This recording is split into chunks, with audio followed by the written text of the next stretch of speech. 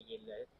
तुम्हाला काय वाटतं मराठा समाजाला या सगळ्या आंदोलनातून काय नक्की फायदा झाला? गेले 4-5 महिने सतत एक तरुण एक आरक्षणाचा लढा लढतोय आणि समाजातून त्याला एकदम जबरदस्त पाठिंबा मिळतो.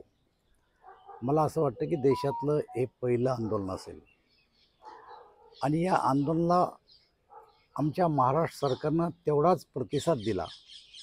वेळोवेळी आमचे मंत्री महोदय जरांगे पाटलाकडे गेले, त्यांच्याशी चर्चा केल्या, त्यांनीसुद्धा सरकारला वेळ वाढवून दिला आणि शेवटी समाजाला आरक्षण मिळावं म्हणून त्यांनी तो लढा चालूच ठेवला. मराठा समाजाला यापूर्वीसुद्धा देवेंद्र फडणवीस या राज्याचे मुख्यमंत्री असताना आरक्षण दिलं होतं. दिलेलं आरक्षण हायकोर्टात टिकलं होतं, परंतु सत्तांतरानंतर जे सरकार आलं त्या सरकारला ते आरक्षण सुप्रीम कोर्टामध्ये टिकवण्यासाठी अपयश आलं आणि त्यामुळं पुन्हा एकदा हा लढा सुरू राहिला. एका बाजूला जरंगे पाटील जनतेमध्ये जाऊन रस्त्यावर लढा लढत होते आणि दुसऱ्या बाजूला संभाजीनगरचे विनोद पाटील कोर्टामध्ये कायदेशीर लढा लढत होते आणि त्यांच्याही लढ्याला यश आलं, कारण क्युरिटी पिटिशन कोर्टाने स्वीकारलेलं आहे. त्याची हिअरिंगसुद्धा झाली आणि आता लवकरच त्याचाही निकाल येण्यामध्ये आहे.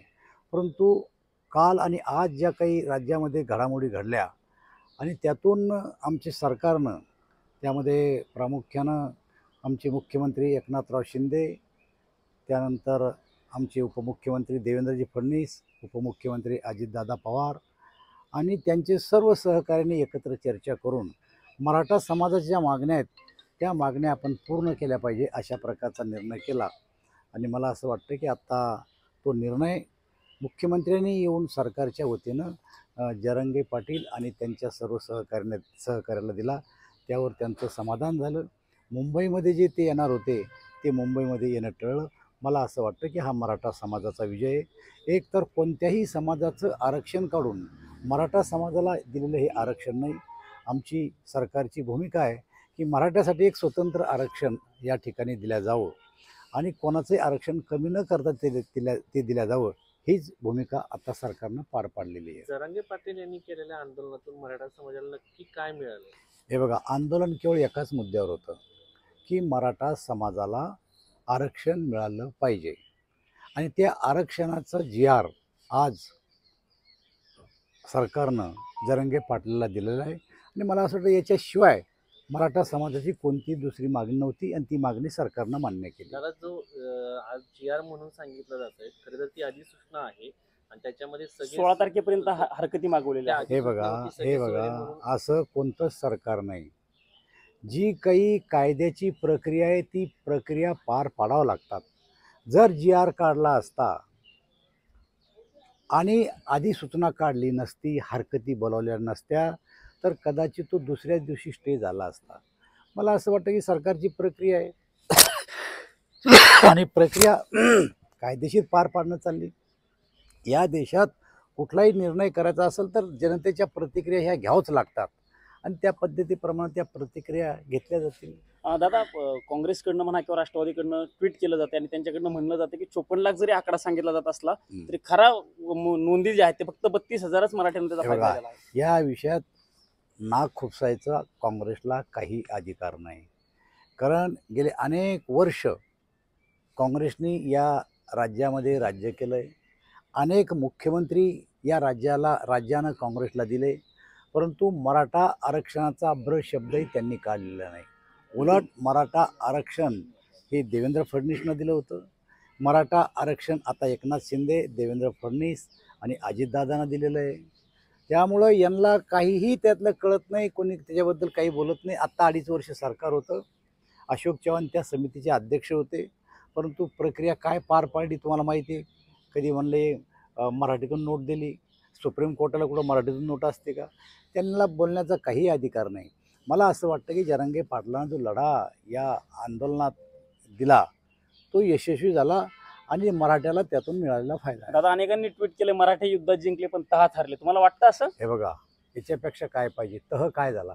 काय तह झाला तुम्ही सांगा. अरे, मराठ्याच्या मागण्या होत्या आरक्षण मिळावं, आरक्षण मिळालं. मराठी कधीही तह हरत नाही. त्यांनी योग्य रीतीनं लढा लढला आणि समाजाने त्यांना पाठिंबा दिला. काही लोकांचं असंही म्हणणं आहे की जरांगेला सरकारने फसवलेलं आहे शब्दांच्या याच्यामध्ये. असं आहे, याच्यामध्ये कुठल्याही शब्दाची हेरीफेरी नाही, हेराफेरी नाही. मुख्यमंत्र्यांनी आजही स्पष्टपणानं सांगितलेलं आहे की आम्ही मराठा समाजाला दिलेलं आश्वासन हे पूर्ण केलं आहे.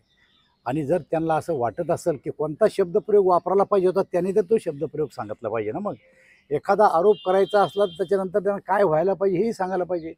कोणत्या शब्दाची हेराफेरी केली आणि त्यातून कोणता मराठा समाज फसणार आहे, त्यांनी एकदा शब्दप्रयोग तरी वापरला पाहिजे की हे शब्दप्रयोग पाहिजे होता. दादा, बिहारमध्ये खूप मोठं राजकारण चालू आहे. नितीश कुमार पुन्हा भाजपसोबत येऊन सत्ता बनवणार आहेत अशा चर्चा सुरू झाल्या. कसं बघताय बिहारच्या हे राजकारणात? बघा, लालू आपले नितीश कुमार हे मी अगदी जवळून बघितलेले आहेत. लोकसभेमध्ये त्यांच्यासोबत काम केलेलं आहे. राजकारणाचे वारे कोणत्या दिशेनं वाहतात याचा अंदाज घेणारापैकी ते आहेत.